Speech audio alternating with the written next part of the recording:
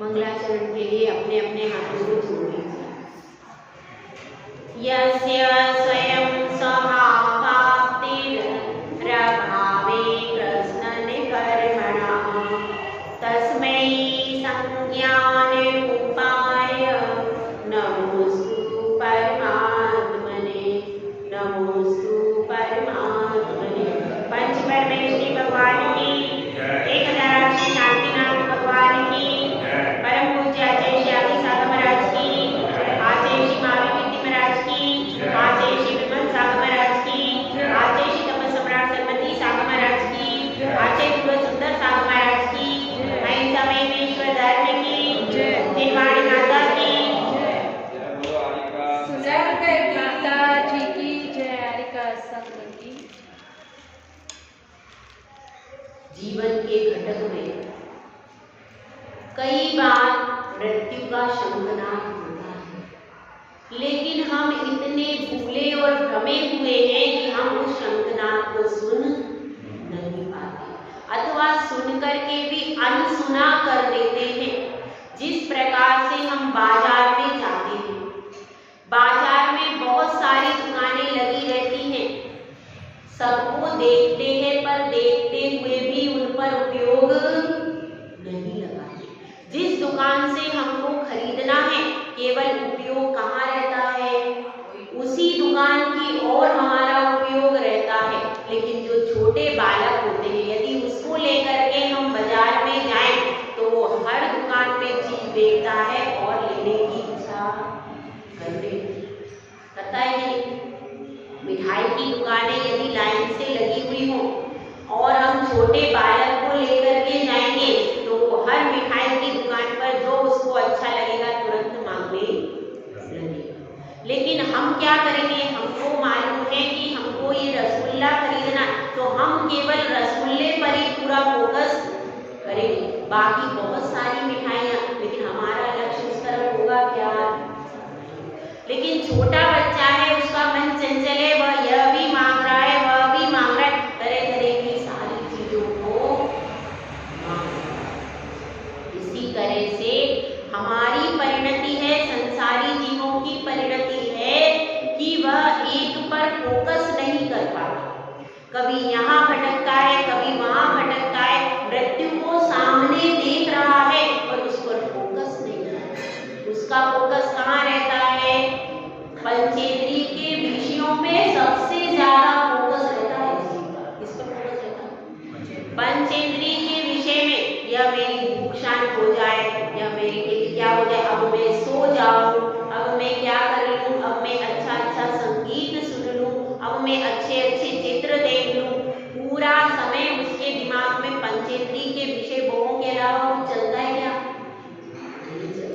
जितनी देर के लिए आप मंदिर आते हो, जितनी देर के लिए स्वाध्याय करते हो, आहार देते हो, उसी समय पर आपका उपयोग पंचेंद्रिय के विषय भोगों से हटता है। और कषाय का कारण क्या है, जब कोई हमारे विषय भोगों में व्यवधान डाल देता है तो हमारी कषाय की उत्पत्ति। जैसे अपन ने कहा कि हमें यह ड्रेस चाहिए, किसी बच्चे ने कहा मुझे ये वाली ड्रेस चाहिए, मम्मी ने कहा देखो बेटा अभी बजट नहीं है, अपन अभी ये वाली नहीं, मुझे महंगी वाली ड्रेस चाहिए। अब उसको गुस्सा आना चाहिए। इसी तरह से हम कोई ऊंचे स्कूल में एडमिशन चाहता है बच्चा, लेकिन पिता कह रहा है अभी मेरा इतना बैलेंस नहीं है, तो नीचे वाले स्कूल में बच्चे को गुस्सा आ जाए। ऊंचा वाला मोबाइल चाहिए, कौन सा होता है सबसे ऊंचा वाला? एप्पल का नहीं, और भी ऊंचा वाला आता है, तो वह ऊंचा है। हाँ आईफोन, ये वाला आईफोन होता है, सबसे ऊंचा वाला मोबाइल होता है। अब बच्चे ने कहा है मुझे आईफोन चाहिए। बच्चा कौन सी क्लास में पढ़ रहा है? 10वीं क्लास। पिताजी ने कहा भैया अभी तुम छोटे हो, अभी आईफोन का क्या करोगे? नहीं, मुझे सब कुछ देखना रहता है, मुझे आईफोन चाहिए। अब क्या होगा, अब मम्मी पापा ने मना कर दिया, अभी आईफोन। बच्चे को गुस्सा आ गया, तुम हमें कुछ भी नहीं दिलाते। मेरे जो क्लास में पढ़ते हैं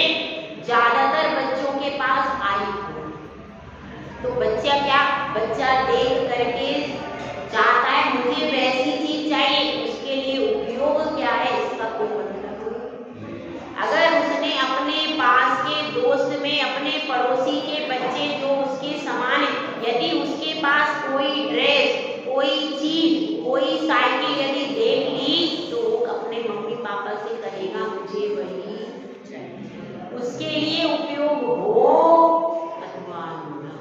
ऐसी परिणति बनती है कि नहीं?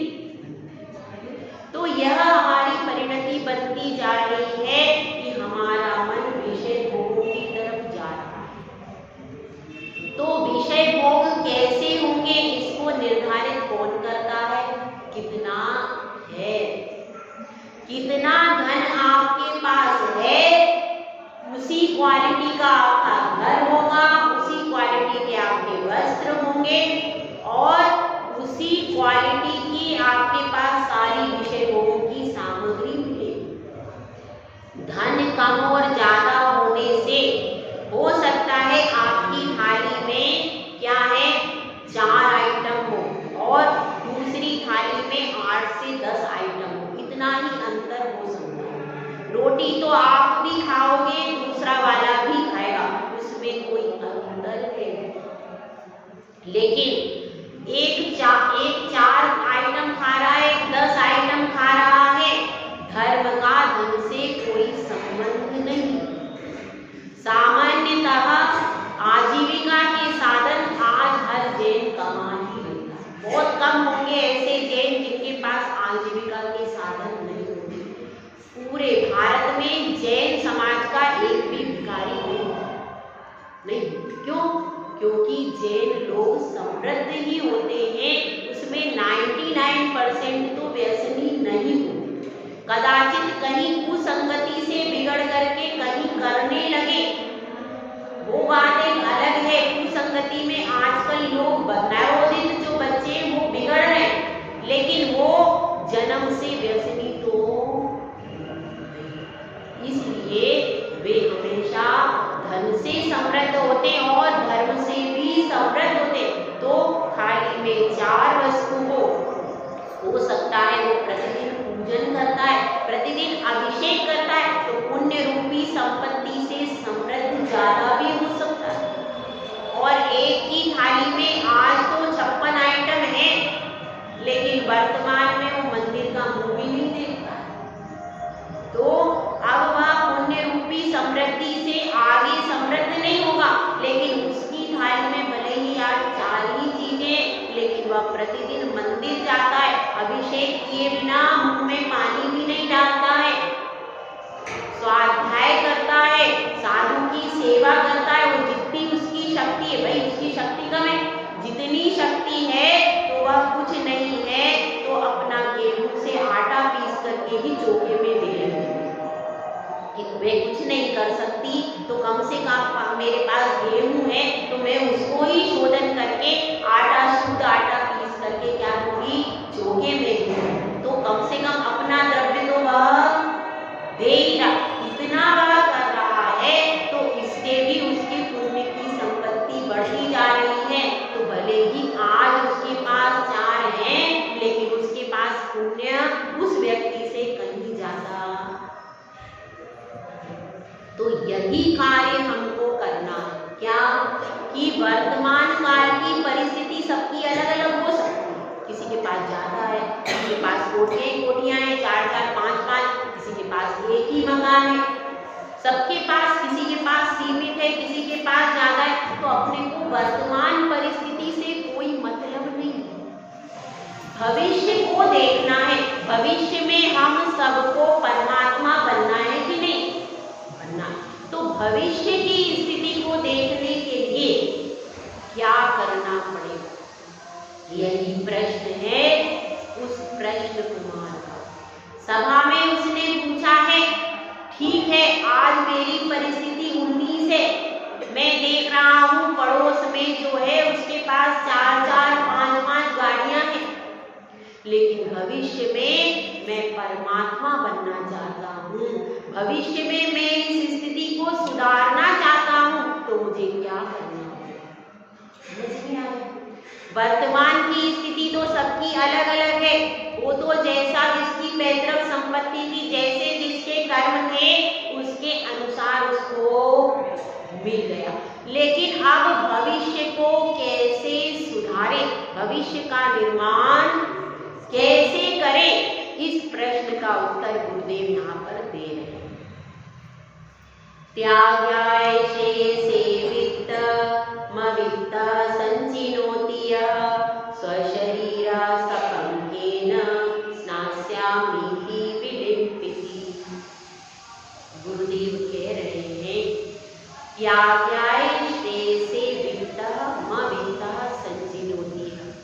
धन है तो धन के लिए सबसे श्रेष्ठ क्या है, धन का दान करो, धन का त्याग करो, यह सबसे श्रेष्ठ मार्ग है।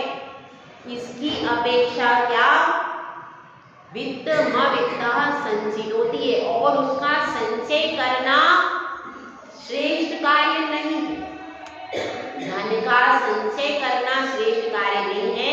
धन के द्वारा यदि आप दान करते हो तो आपने कोई श्रेष्ठ काम किया, क्योंकि धन का संचय करने से आपको इस भव में आपको भोगों की सामग्री मिलेगी, लेकिन धन का दान करने से इस भव भी सुधरेगा, क्योंकि दान करने से लोक में सम्मान मिलता है, और जो दीन दुखी आपकी कृपा से जिनकी आपने सेवा सहायता कर दी, वो दीन दुखी भी आपको दुआएं देते। और यदि आपने साधु के हाथ पर ग्रास रख दिया तो आप मोक्ष मार्ग की ओर बढ़ गए। तो इसलिए दान देने से इस भव में भी सुख मिलता है, यश की प्राप्ति होती है, साधुओं की नजरों में भी आपका विशिष्ट स्थान हो जाता है। साधु एक घर में भी यदि चौका लग जाता है, आहार दे देता है एक व्यक्ति आकर के, जिसका द्रव्य साधु के आहार दान में प्रयोग हो गया, वह साधु उसको कभी भूलता नहीं। उस ग्रास को जिस घर में दान हो जाता है वह याद रहता है, भाई हाँ हम आए थे बुरानपुर, आपका चौका लगा था, याद आ जाता है। वैसे भले ही जनरल लोग याद ना रहे, लेकिन जिसके चौके में 2 दिन 3 दिन चौका लगा, आहार हुआ, तो वो जरूर याद रह जाता है, वह याद रह जाता है। तो इसीलिए साधु की नजरों में भी क्या हो जाता है, भाई ये डाल देते हैं, एक आपकी कैटेगरी बढ़ गई। दीन दुखी के लिए भी करते हैं तो भी कैटेगरी बढ़ जाती है। तो इस तरह से जो दान देता है उसको इस भव में भी यश की प्राप्ति होती है, और उस दान को देने से पुण्य का अर्जन उसी समय हो जाता है जिस समय आपने भाव बनाए, मैं इस धन को दान में दूंगा। जिस समय आपने भाव बनाए उसी समय क्या हो गया, उसी समय आपका पुण्य बढ़ना चालू हो गया। इसीलिए कुछ लोग ऐसा करते हैं कि हमने मंदिर के दान की राशि निकाल ली है, साधु के आहार की दान की राशि निकाल ली है, और कदाचित उसको ना ले जा पाए, दूसरे दिन कहीं और काम से चले गए, लेकिन अपन ने 100 रुपए निकाल करके रख लिए, निकाल के लिए इसको मंदिर में देना है, इसको माता जी महाराज जी आए हैं, इसको घर से क्या करना है, इसको युद्ध के लिए या फल के लिए मुझे प्रयोग करना है। अब क्या हो गया, संयोग से आपको बाहर जाना पड़ा, 2-3 दिन आप बाहर रहे, और आपने सोच लिया था इतने पैसे अपने को देने, फिर आप 4-5 दिन के बाद आए तो याद आया कि भाई मैंने 100 रुपए तो इसके लिए दिए थे, फिर तुरंत अब उस 100 रुपए को अंदर की गड्डी में नहीं डालते, क्यों कि मैंने मन में सोच लिया है इससे आहार दान देना है या मंदिर जी को देना है। ऐसा भी लोग करते हैं। तो क्यों, क्योंकि भाई जब मैंने मन से भी सोच लिया कि मुझे दान देना है, तो मन से भी सोचा हुआ वह द्रव्य अब मेरा। ऐसे भी लोग, तो ऐसा ही करना चाहिए, मन से भी। इसी प्रकार से बोलियों में भी होता है, बोलियों में भी यदि किसी ने बोली लगाई है तो कहते हैं भले ही उसको क्या हो गया, वह द्रव्य भी उसको जल्दी से जल्दी दे देना चाहिए। बोली का द्रव्य भी ज्यादा समय तक, यदि आपके पास पर्याप्त है, नहीं है तो बात है। यदि किसी के पास पर्याप्त है और वह उस सकता है तो जल्दी से जल्दी उसको दे देना चाहिए, ताकि आपको, यदि आप एक साथ में बोली का द्रव्य देते हो तो एक साथ में उतना ही पुण्य भी तो मिलता है। एक साथ में और थोड़ा थोड़ा दोगे तो थोड़ा थोड़ा मिलेगा। जिस भी हिसाब से अपन देते हैं, भाव तो बना लिए, लेकिन भावना के साथ में जैसे जैसे द्रव्य देते जाओगे वैसे वैसे द्रव्य, क्योंकि भाई पुण्य जब मिलता है दोनों का मिलता है, द्रव्य से भी और भाव से भी। जब दोनों को मिला लेते हैं तब जाकर के पुण्य मिलता है। ठीक है, समझ में आया? तो यहाँ पर बात कर रहे हैं आचार्य परमेश की, सर्वोत्तम क्या है कि आपके पास यदि धन है तो उसका कम से कम 10% दान करना चाहिए। जो आपके पास, यदि आपके पास 100 रुपए हैं तो 90 रुपए अपने परिवार के लिए रखो, उसके लिए रखो, लेकिन 10% 10 रुपए तो आपके दान में ही जाना चाहिए। ऐसा नहीं हो कि आप 100 रुपए जमा करते जाए, भाई वो जमा करते रहोगे तो आप उससे पुण्य नहीं कमाओगे, तो आगे के लिए इसी भाव में आपके लिए संकट आने चालू हो जाएंगे। और जैसे जैसे हम दान करते रहते हैं वैसे वैसे हमारा धन पवित्र होता जाता है, मन पवित्र हो जाता है, पुण्य का सृजन होता है और आप उन भोगों को भोग पाते हैं। जो दान नहीं देता वह भोगों को भोग नहीं पाता। अंत समय में सारा संचय धन ऐसा का ऐसा रह जाता है और वो ऐसा ही चला जाता है। लेकिन इसमें दान में जेंट्स देते हैं, हाँ, तो हम तो दे नहीं पाते ना, जैसे दान में भाई जेंट्स देते हैं ना, तो फिर हमको क्या मिलता है? आप लोग दान नहीं दे सकते, ऐसा धन तो दान नहीं, नहीं तो तो जैसे घर में पुरुष लोग ही दान देते हैं। जैसे रुपए बोले कहीं तो यही देते हैं ना, जैसे अमूल तो उनका अधिकार ही रहता है बोली वगैरह लेने की बात हुई। हाँ हाँ, बोली वगैरह जैसे लेते हैं तो जेंट्स लोग लेते हैं, कहीं में भी किसी में भी, हाँ, कोई भी काम हर जगह पुरुष तो आगे है ही ना हर चीज में, क्योंकि मुखिया परिवार का वह है। कोई भी चीज में बड़े बड़े उसका पुण्य मिलता कि नहीं मिलता ये कहना है। हाँ, मैं बता रही हूँ, बोली आदि में जो करते हैं पुरुष आगे रहते हैं, पुरुष घर का मुखिया है, इसीलिए वह क्या करेगा, कभी बोली आदि लगेगी तो उसी को आगे करके लगेगी, वही लेगा बोली, लेकिन वह आपसे पूछता जरूर है। सलाह करते कि नहीं? सलाह करते हैं पुरुष, ये हमें पता है। पुरुष जरूर सलाह करते, पूछते जरूर हैं आपसे कि भाई देखो मैंने ये इतना इतना यहाँ पर मंदिर में दे रहा हूँ, ये पंचकल्याणक में ये यहाँ पर दे रहा हूँ, तो पूछते हैं। उस समय आपको खुले दिल से अनुमोदना करोगे, आपको पूरा पुण्य। और अगर आपने कह दिया कोई जरूरत नहीं है, बाद में दे देंगे, घर को इधर पैसा, अगर आपने ऐसा कह दिया तो आपका पाप हो जाएगा। ठीक है, और परिवार में जो भी पुरुष हैं उनको कभी स्वयं की इच्छा से अगर कोई बड़ा अमाउंट देना, छोटा वगैरह है तो कोई बात नहीं, छोटा अमाउंट है तो फिर वो दे सकते, लेकिन अगर बहुत बड़ा अमाउंट उन्होंने निकाला है तो अपने परिवार की सम्मति जरूर लेना चाहिए और परिवार की स्थिति भी देखना चाहिए वर्तमान में। ऐसा नहीं हो कि भावावेश में आप कोई बोली ले लो और बाद में आप परेशान हो जाओ।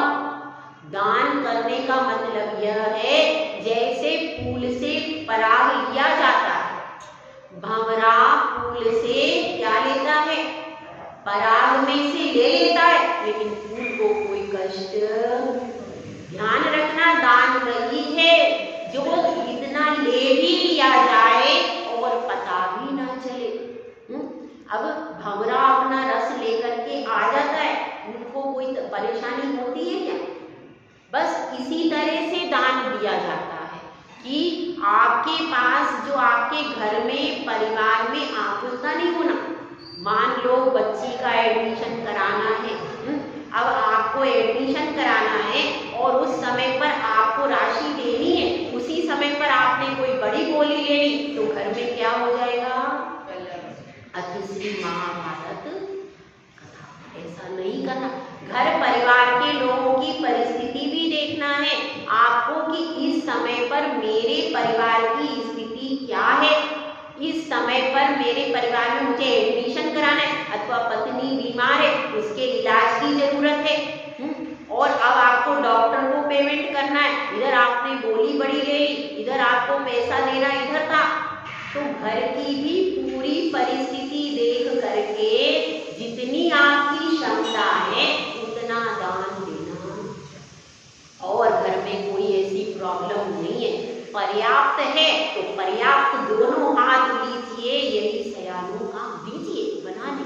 लेकिन परिवार की इसीलिए कोई भी आप निर्णय लो तो पत्नी से पूछना चाहिए, और पत्नी को भी गृह लक्ष्मी आप हो, आपको पूरा पता होना चाहिए कि आपके बेटे बेटी जो है उनको किस समय पर कैसी चीज चाहिए। ऐसा भी नहीं है कि 10वीं क्लास के स्टूडेंट को आईफोन दे दो, ये भी नहीं करना। जिस समय जिस चीज की वास्तव में आवश्यकता है उस आवश्यकता को पूरा करना, और जहां पर ज्यादा ही हो रहा है, एक्स्ट्रा हो रहा है कि जिससे बच्चों के बिगड़ने की संभावना है वह भी नहीं करना। एक यह सीमित नियोजन किसका काम है? गृह लक्ष्मी। कभी उनको गृहपति नहीं कहते, आपको कहते। क्यों? क्योंकि ग्रह की पूरी जिम्मेदारी बच्चों के जैन कुल में रहने की पूरी जिम्मेदारी मातृशक्ति को ही है, आपकी जवाबदारी। यदि आपकी बेटी जैन कुल में विवाह नहीं कर रही है, दोष सबसे पहले आपका है। उनका तो वो तो बाहर रहना ही है, उनको तो अब वो बाहर का पूरा मैनेजमेंट देख रहे हैं। अगर आप घर में हो तो बच्चों की जिम्मेदारी आपकी है। इसीलिए जो मैनेजमेंट होता है वो बिल्कुल सही है। गृह का डिपार्टमेंट सब कहाँ रहता था?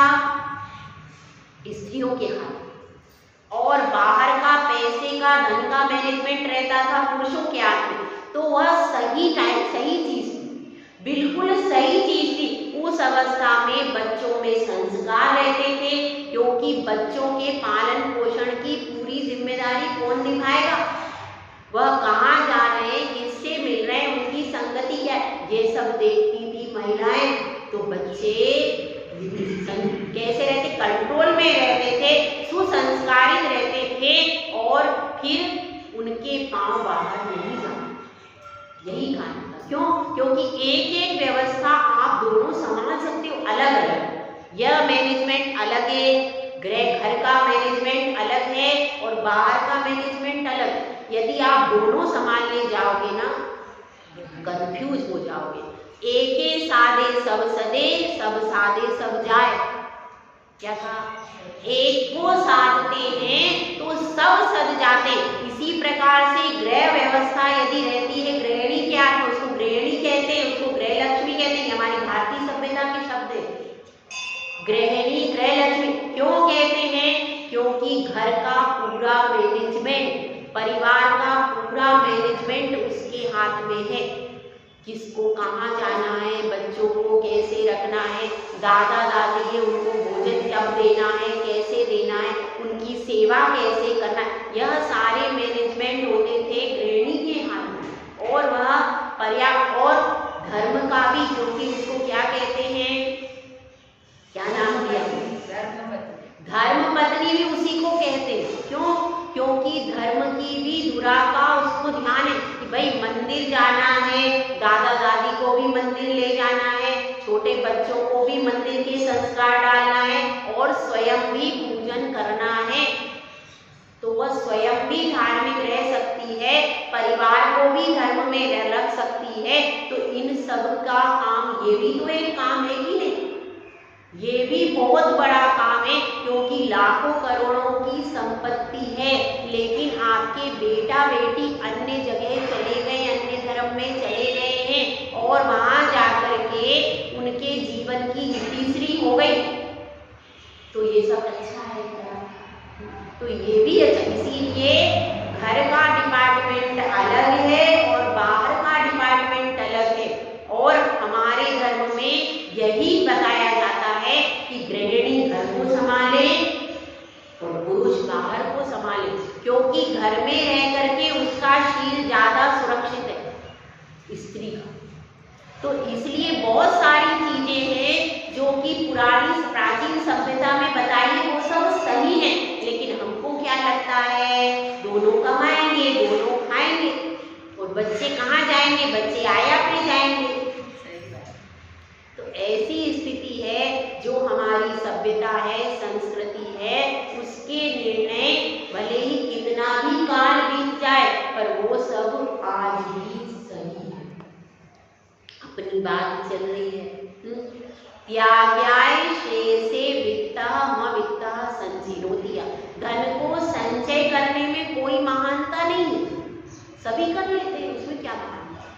लेकिन धन का दान जो करता है वह सबसे महान है, क्योंकि संचय करने के लिए दिमाग चाहिए। क्या चाहिए? दिमाग चाहिए। लेकिन दान देने के लिए दिल चाहिए। जिसका दिल खुला हुआ नहीं है वो दान दे ही नहीं सकता, वो तो एकदम आप पे गंदी नहीं है। लेकिन जिसका दिल मजबूत है वही अपने पैसे को निकाल करके दान में दे सकता है। तो यहाँ पर यही बताया है, त्याग करो। त्याग करते हो इस भव में भी यश की प्राप्ति होती है और परभव में यश भी मिलता है, और परभव में जो आपने इधर दान दिया, सबसे बढ़िया इन्वेस्टमेंट का तरीका बता दो। एक चक्रवृद्धि रूप से आपको मिलता है अनंत गुणा जिसका फल मिलता है, वो क्या है भाई? मंदिर में करो अथवा साधु को करो, क्योंकि रत्नत्रय के जो स्थान है 7 क्षेत्रों में दान देने की बात कही गई। पहला क्या है? जिन मंदिर, फिर जिन शास्त्र, जो शास्त्र है उसके लिए करो, फिर गुरु के लिए करो, आहार के लिए करो। ये सब दान आप देते हो तो इन सब दान को देने से अपना सहस्त्र गुना फल मिलता है। अन्य जगह भी आप करते हो सेवा, सहायता, दीन दगी, मगर वहां पर सहस्त्र गुना फल नहीं मिलता, वो सिर्फ करुणा दान है।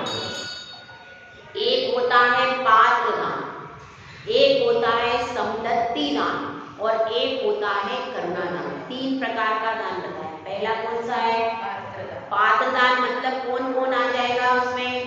सर्वोत्तम पात्र है तीर्थंकर मुनिराज। मुनिराज, क्योंकि बाद में मुनिराज के बाद तो वो हार ही नहीं लेते। तीर्थंकर मुनिराज सर्वोत्तम पात्र है। उसके बाद कौन है? रिद्धिधारी महामुनिराज, चारण रिद्धिधारी। उसके बाद कौन है? उसके बाद सामान्य मुनिराज, ठीक है। और फिर क्या है? फिर उन मुनिराजों में भी आप देखो तो आचार्य उपाध्याय परमेश्वर वे भी है, और मुनिराजों में भी सर्वेश्वर, क्योंकि 28 गुण तो आचार्य परमेश्वरी और उपाध्याय परमेश्वरी की भी बात है, तो वे आचार्य और उपाध्याय। उसके बाद कौन आएगा? मुनिराज। और फिर मुनिराज के बाद कौन आएगा? आर्यका। और आर्यका के बाद एलक, एलक के बाद क्षुल्लक क्षुल्लिका, ये क्रम है। तो और उसके बाद क्षुल्लक क्षुल्लिका के बाद भी कौन आएगा दान देने में? फिर आएंगी आपकी 10 प्रतिमाधारी श्रावक।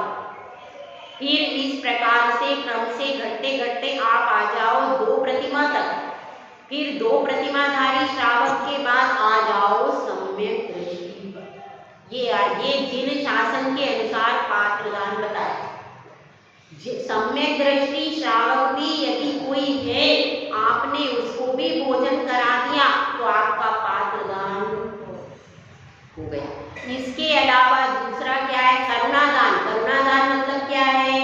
करुणादान का अर्थ है कोई दीन दुखी है, भूखा है, उसको आपने भोजन करा दिया। इसमें ध्यान रखना चाहिए, करुणादान में क्या ध्यान रखना चाहिए? यह ध्यान रखना चाहिए कि पैसे हर किसी को नहीं देना। आप वस्त्र दे दो, भोजन दे दो। अगर आपने पैसे दिए, पता नहीं वो लेने वाला व्यसनी है, क्या खाता है क्या नहीं खाता, अगर उसने उससे गलत चीज खरीद कर खाई है तो दोष किसको लगेगा? आपको लगेगा। इसलिए ये ध्यान रखना कि पैसे की अपेक्षा अपने को कहा भैया हम तुमको भोजन दे देंगे और आपको वस्त्र है तो हम वस्त्र दे सकते हैं, लेकिन हम पैसे नहीं देंगे। तो इसलिए और उसमें भी देखना चाहिए, क्योंकि बहुत झूठे और फ्रॉड केस हो रहे हैं, तो उसमें देख लेना चाहिए भैया ये वास्तव में जरूरतमंद है या ड्रामा करके पैसे ले रहा है। इस बात की भी जांच करके ही करुणा दान देना चाहिए। ठीक है, तो ये तो करुणा दान में आते हैं जिनको इसमें अपन किसी को भी दे सकते हैं। अन्य मति के भी जो साधु हैं, यदि कोई साधु आता है अपने पास कोई भोजन आदि कहता है कि भाई हमें सूखा सामान दे दो या भोजन दे दो, अगर अपन दे देते हैं कोई निषेध नहीं, दे सकते हैं, उनको भोजन देने में कोई बाधा नहीं है।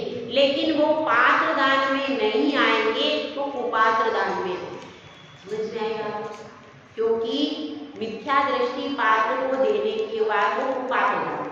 पात्र दान में कौन आएगा? केवल सम्यक दृष्टि जीव और साधु ही आएंगे। समझ में आया? सम्यक दृष्टि व्रती और साधु भी किसमें आएंगे? पात्र दान में। और एक होता है समदत्ति दान। समदत्ति दान मतलब जो अपने समान वय, अपने समान रूप, अपने गुण जाति की अपेक्षा से जो अपन कन्या का दान करते हैं वो किसमें आता है? समदत्ति दान। कन्यादान उसको समदत्ति दान मतलब अपने जिनागत में कन्यादान नहीं आया, उनके आया कन्यादान गोदान, अपने यहाँ क्या आया? समदत्ति दान मतलब समान, और उसमें समान वाले को देना चाहिए। ऐसा नहीं है कि अपने कुल से हीन है जो उसको अपन कोई चीज दे। बेटी का व्यवहार किसके साथ होना चाहिए? जो समान जैन हो उसी के साथ में होना चाहिए, अन्य धर्म के साथ में विवाह नहीं। ये बात है। तो ये हो गया अपना कौन सा हो गया? समदत्ति। ये 3 प्रकार के दान इसमें बताए, आगम में बताए श्रावक के। और इसके अलावा और जो भी दान है वह दान की श्रेणी में नहीं है। तो यहाँ पर यही बताया है कि धन का त्याग करो, धन का दान करो और कम से कम 10% जरूर अपनी जो भी इनकम साथ हो रही है इसकी महीने की जो भी आपकी इनकम हो रही है उसमें से 10% निकाल करके अलग। जो लोग रोज आपादान के लिए संचय करना चाहते हैं उनको कैसा करना चाहिए? क्योंकि मंदिर में तो आप गुल्लक में रोज डाल दो। अब साधु तो रोज नहीं रहता है वो, साधु तो रोज नहीं रहते, तो कैसे रोज आपादान करें? तो इसका ये तरीका है, अपने पास एक गुल्लक बना लो और उसमें रोज अपन आहारदान डालते रहो। जब कोई साधु नगर में आ जाए तो क्या करना? तो आप उस द्रव्य को लेकर के उससे कुछ भी फल है, मेवा है, सब्जी है, अनाज, जो भी उस समय चौके में आवश्यकता है उसके हिसाब से उस पैसे से आप डाल दो। मतलब यदि आप ऐसा करोगे तो रोज का आपका आहारदान का पुण्य लगना चालू हो जाए। और ऐसा भी हो सकता है कि अपन कहीं बाहर गांव गए, वहां पर कोई साधु है तो अपने पास से गुल्लक के पैसे ले गए और वहां पर जाकर के उन पैसों से आहारदान दे। ऐसा भी दूसरे गांव में भी दे सकते हैं और अपने गांव में आए तो अपने गांव में भी उसका उपयोग कर सकते। तो यहाँ पर यही बताया, त्याग्याय शेषे वित्ता मवित्ता संचिनोतिया। और फिर उदाहरण दे करके समझा रहे हैं, स्वशरीरा सपंकेन, स्वशरीरा सपंकेन स्नास्यास्मीति विलंबित। जिस प्रकार से शरीर को काय से मलिन किया है? कीचड़ से। कीचड़ से किसी का पैर लिप्त हो गया और उसके बाद वह धो रहा है, तो समझदार व्यक्ति क्या करेगा? कीचड़ यदि पड़ी है तो वह कोशिश करेगा साइड से निकलने वाला ज्यादा अच्छा है कि कीचड़ में पैर देके जाने वाला अच्छा है? आप लोग तो कोई भी नहीं हो साइड वाले में, समझ गए, संदेश भैया समझ गए। साइड वाले होंगे जो साधु बाल ब्रह्मचारी जिन्होंने कीचड़ में पैर डाला ही नहीं है। आप लोग और थोड़ा जल्दी आते तो ठीक है, वो कीचड़ और जो कि जिसने धन का संचय किया, धन का आप संचय करोगे तो आपके पाप की, उससे पाप के सृजन होता ही होता है। कुछ ना कुछ उसमें झूठ बोलना ही पड़ता है कि नहीं?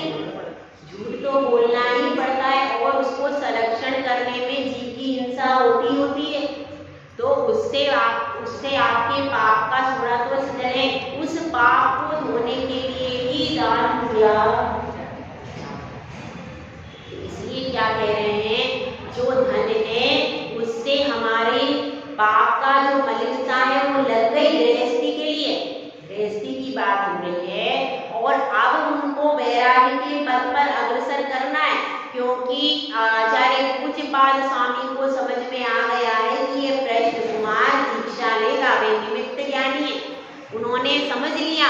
और उसके अलावा हजारों जो श्रावक सुन रहे हैं, ये भी इनमें से भी बहुत सारे अमृत और महाव्रत धारण करके अपनी आत्मा का कल्याण करेंगे। इसलिए अब वह फोकस कर रहे हैं, प्रश्न कुमार को कहते हैं कि भाई देखो, धन कमाना श्रेष्ठ नहीं है, धन का त्याग करना श्रेष्ठ। इसलिए क्योंकि कीचड़ में पैर लिप्त करना अब अच्छा नहीं है, क्योंकि अब देखो जिम्मेदारियां सब हो गई। अब कीचड़ में पैर लिप्त करना योग्य नहीं है। अब तो क्या करना चाहिए, सब त्याग कर दो, जो कुछ है सब सौंप दो और अपनी आत्मा का कल्याण करने के लिए निकलो, ऐसा उपदेश दे रहे। क्योंकि अब आप ज्यादा प्रपंच में फंसोगे तो फिर निकल, एक बार आपके बेटे का विवाह हो गया, बेटी का विवाह हो गया और जिम्मेदारियां आपकी पूरी हो गई, उसके बाद भी फिर धन कमाने में, अब मैं दुकान करूं, अब मैं मकान करूं, यदि आप उसी में लगे रहोगे तो फिर अपना कल्याण कब करोगे? कम से कम उस अवस्था में तो प्रतिदिन जब आपकी जिम्मेदारी पूरी हो जाए, उसके बाद तो प्रतिदिन पूजा, प्रतिदिन स्वाध्याय और पूरा मन अपने को इसी में ही लगाना चाहिए, पूजन में, स्वाध्याय में, आहार दान में, इनमें रेगुलर लग जाना चाहिए। अगर इसमें आप तब रेगुलर तब नहीं लगोगे तो फिर क्या होगा, फिर दुर्गति की बिरिया आ जाएगी, तो फिर आप क्योंकि समय बहुत कम बचा है, हमारी पूरी समय बहुत कम बचा है। 50 साल निकल गए, किसी के 60 निकल गए, किसी के 70 निकल गए, अब बहुत समय कम बचा है, 10 साल या 20 साल। उसके बाद इसलिए इस 10-20 साल अल्प अवधि में आपको पुण्य का सृजन करना है, अपने लिए मोक्ष मार्ग प्रशस्त करना है। अब ये बाकी का समय तो बीत गया सेवा में, या अर्जन में बीता है या सेवा में बीता है, तो बाकी का समय तो बीत गया, लेकिन अब जो समय बचा है यदि इसका भी हम सदुपयोग कर दें, इसमें धर्म कार्य में और आगे बढ़ करके अपने जीवन में अनुव्रत आदि ले लेंगे तो अपने जीवन का कल्याण हो सकता है। यदि अब भी नहीं चेत पाए, अब भी सजग और सावधान नहीं हुए काय के प्रति, अपने 6 आवश्यक कर्तव्यों के प्रति, अपने आहार दान आदि के प्रति, अगर अब भी सचेत नहीं हुए तो फिर अपना क्या होगा इसका विचार आप भी कर लेना। जय गुरु आचार्य सुंदर धर्मराज।